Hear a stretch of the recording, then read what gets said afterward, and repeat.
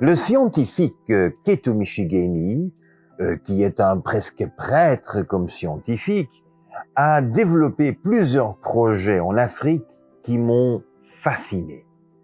Le plus grand projet, c'était son projet de la cultivation d'algues de mer à Zanzibar et les deux îles Pemba et Mafia. Dans cette zone où la pêche à la dynamite était dominante, eh bien, il a réussi à faire accepter la cultivation des algues de mer, 17 000 femmes à l'emploi, une exportation qui a réussi à faire une transition de l'économie locale avec ce qui était localement disponible. Idriss, la pêche est quand même pour nous un thème qui revient à plusieurs reprises. La pêche, comme on le fait, est quand même un désastre. Maintenant, on parle de la pêche avec des filets intelligents, on fait la pêche à la ligne, des lignes qui ne sont pas visibles, on fait la pêche avec la dynamite. Où est-ce que l'être humain? On a l'intelligence des civilisations qui se mesure dans leur comptabilité, leur capacité à noter.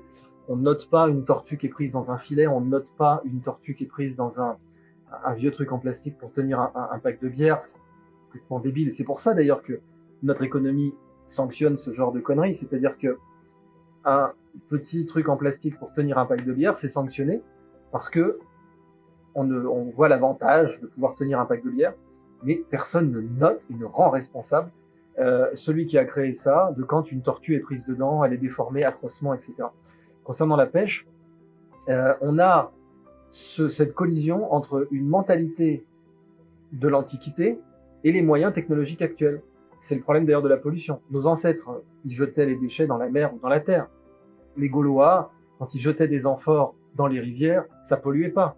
Avec la quantité qu'on produisait, ça polluait pas. Au pire, les Romains, quand ils avaient beaucoup d'amphores, ils faisaient une colline artificielle, Testaccio à Rome. Comme c'est de la terre cuite, c'était pas grave. Et en plus, Testaccio, c'est joli aujourd'hui, ça climatise et tout. Mais maintenant qu'on a les moyens de la plasturgie, de la chimie, à grand pouvoir correspond de grandes responsabilités, comme l'a dit toute la philosophie allemande, de Schopenhauer à Nietzsche en passant par Kant. Et donc, du coup, on devrait noter davantage. Mais la pêche qu'on pratique est la même pêche de prélèvement inconscient de l'Antiquité. Dans l'Antiquité, il n'était pas tout à fait inconscient, le prélèvement, c'était Dieu. Il y avait Poséidon, la mer était plus vaste que tous les pêcheurs. Si tous les pêcheurs se mettaient à pêcher en même temps, et même jour et nuit, il n'y avait pas de risque que la mer fût épuisée dans l'Antiquité. On pêche pareil. Mais aujourd'hui, on a des super-conteneurs, on a des navires-usines, on a 7 milliards d'habitants, et donc on peut pas avoir la même mentalité que les Grecs de l'âge de bronze, que les Minoens ou les Mycéniens, et en même temps avoir des bateaux chinois actuels. Donc il faut qu'on fasse correspondre notre comptabilité et nos méthodes de pêche à nos nouvelles technologies. Et ça nécessite de cultiver la mer, comme tu le signalais.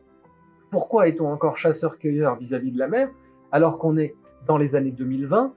Comment ça se fait qu'on ose, dans les années 2020, n'être que chasseur-cueilleur avec la mer? Comment est-il possible qu'avec toutes ces connaissances de ces technologies, au lieu d'améliorer la technologie des filets, on se dégrade en utilisant dynamite, tout en sachant qu'on détruit? Quelle pourrait être la logique derrière? On ne note pas la responsabilité d'avoir détruit d'autres espèces. En plus, la dynamite chasse les mammifères marins parce qu'ils ont une acoustique très sophistiquée. Donc on sait que quand on fait des travaux sous-marins, on chasse les mammifères marins, ce qui fait que les plages adjacentes ont plus de requins, plus d'attaques. Ça, c'est connu à La Réunion, par exemple, avec des projets comme la nouvelle route du littoral. Donc, on ne mesure pas toutes les conséquences. On ne voit que, ok, moi j'ai du poisson gratuit. J'ai tué plein de trucs, j'ai chassé les grands mammifères marins, mais ça, personne ne le paye. Il n'y a pas un comptable qui dit, voilà la facture. Tu as tué tant d'organismes, tu as détruit tant d'écosystèmes, tu as chassé tel mammifère marin, tu as perturbé la migration de certaines baleines. Personne ne note cette facture. Quand on ne paye pas, on continue. C'est gratuit de polluer, et c'est ça le problème. C'est gratuit. Pêcher à la dynamite, c'est gratuit. D'où vient la dynamite? C'est une technologie du 19e siècle, c'est de la nitroglycérine, qui est d'ailleurs stabilisée avec de la terre de mer, le Kieselguhr allemand, enfin les Allemands l'appellent comme ça. C'est une terre de diatomée.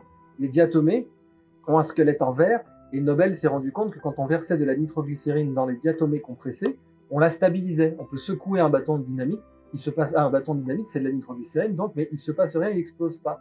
Donc c'est grâce à la mer que la dynamite existe. C'est ça qui est complètement fou. C'est grâce à la mer que Nobel est riche, parce qu'il a breveté sa seule invention, c'est nitroglycérine plus diatomée. C'est tout. C'est ça le génie de Nobel. Et entre guillemets.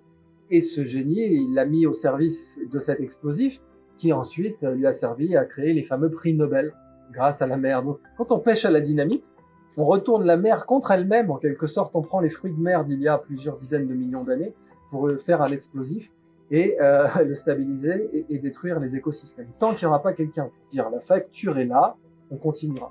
Mais si tu aimerais acheter la dynamite, est-ce qu'il y a des magasins où tu peux te rendre? Ça veut dire que si c'est pas si facile de l'acheter, il y a quand même une corruption à très haut niveau impliquée. Oui, c'est vrai, hein. On peut en fabriquer après. Fabriquer de la nitroglycérine et avoir de la terre de diatomée, c'est pas trop compliqué.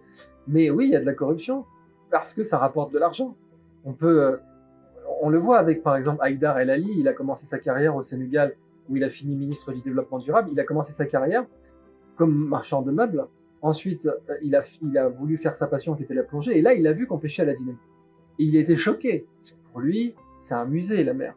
Donc, il s'est dit, mais comment on peut faire péter un musée avec de la dynamite? Comment c'est possible? Qu'est-ce qui amène ça? Et il s'est battu pendant 30 ans pour essayer d'expliquer ce qui amenait ça. Et comme tu l'as dit, c'était la corruption essentiellement. Et le fait que on ne paye pas, on prend tous les bénéfices, mais tous les coûts. C'est le principe du vol, en fait. Quand tu voles quelque chose qui n'a pas de coût, vraiment, enfin, si c'est vraiment du pillage, tu n'as rien à préparer, tu n'as pas à risquer la prison, à payer un avocat. Donc c'est du pillage.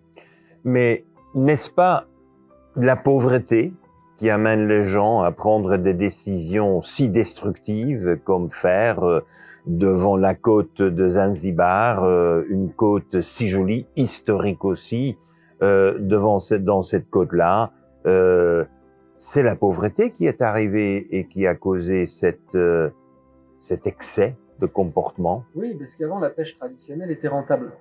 Et les stocks de pêche se sont épuisés. D'autres formes de pillage ont eu lieu, avec les grands navires, etc.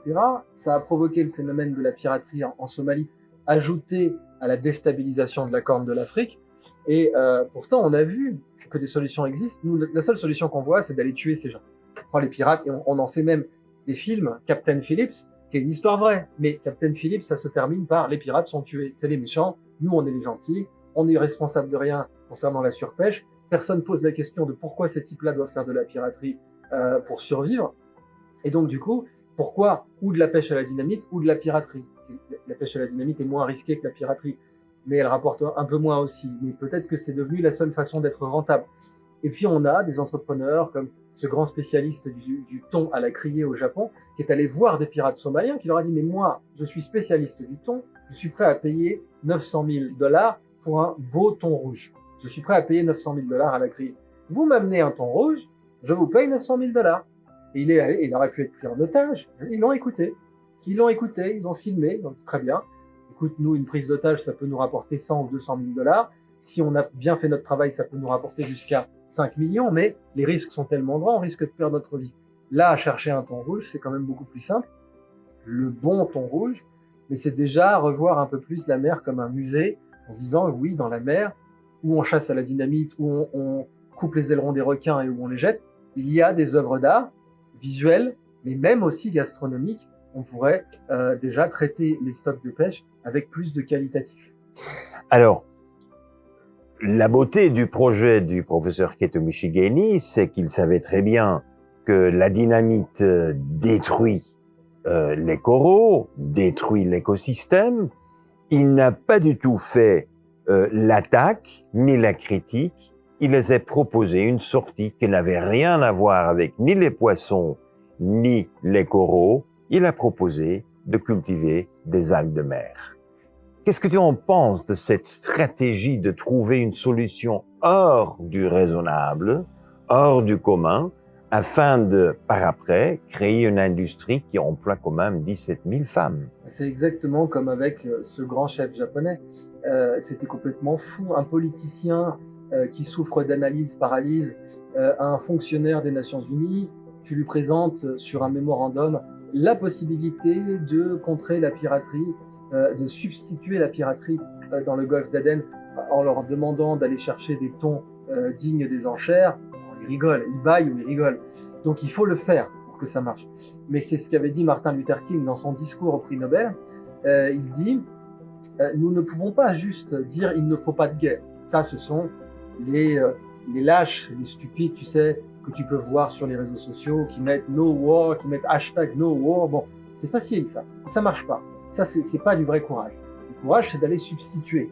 Et Martin Luther King disait, on ne peut pas juste parler de no war, il faut substituer la guerre par quelque chose. Et il donnait, toujours pour parler des fables, le mythe d'Orphée. Parce que les mythes, ça entre dans la culture, ça se préserve sur des dizaines, des centaines de générations. Le mythe d'Orphée daterait même de l'âge de bronze, donc ce serait des centaines de générations.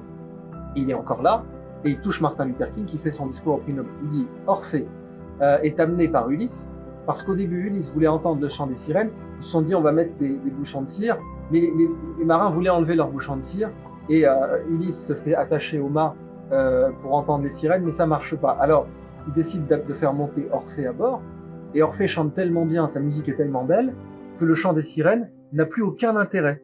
Et il disait, voilà, qui se souciait des sirènes quand on avait Orphée? Eh ben, ce qu'a fait le professeur que tu cites, c'est d'amener Orphée. Il y avait le chant des sirènes, et le sirène, c'est le cash grab, c'est l'argent facile, au détriment de l'écosystème. Mais quand tu amènes Orphée, tout le monde s'en fout des sirènes. Et c'est exactement comme ça qu'il faut faire pour toute la pollution.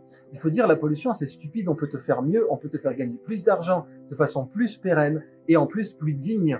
Parce que le pêcheur somalien qui va amener un thon d'exception, c'est digne, on parle de lui dans les journaux en bien, etc. Alors je sais que c'est qu'un petit cas, mais c'est déjà un exemple. Eh bien, en cultivant ces principes, ces études de cas, et en leur donnant la noblesse d'une fable, parce que la noblesse d'une fable est supérieure à une étude de cas. Une étude de cas, c'est chiant, il n'y a pas d'émotion dedans. Dans les fables, il y a des émotions.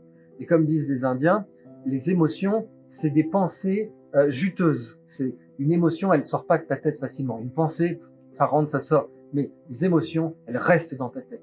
Qu'est-ce qu'amènent les fables? Elles amènent des émotions. C'est pour ça qu'elles sont encore là, parce que comme l'avait dit aussi Peter Drucker, la culture, ça mange la stratégie au petit déjeuner.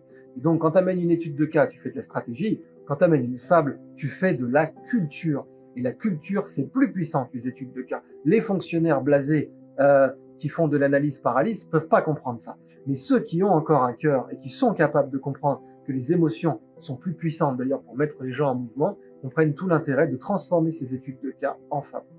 C'est très important ce que tu mentionnes des émotions, parce que je crois qu'on a vraiment une intelligence avec nos émotions. Mais j'ai inserté dans la fable le burqa. Parce que je me suis dit, le débat en Europe pour et contre burqa polarise. Il faut quand même regarder un peu ce vêtement d'une manière aussi pragmatique.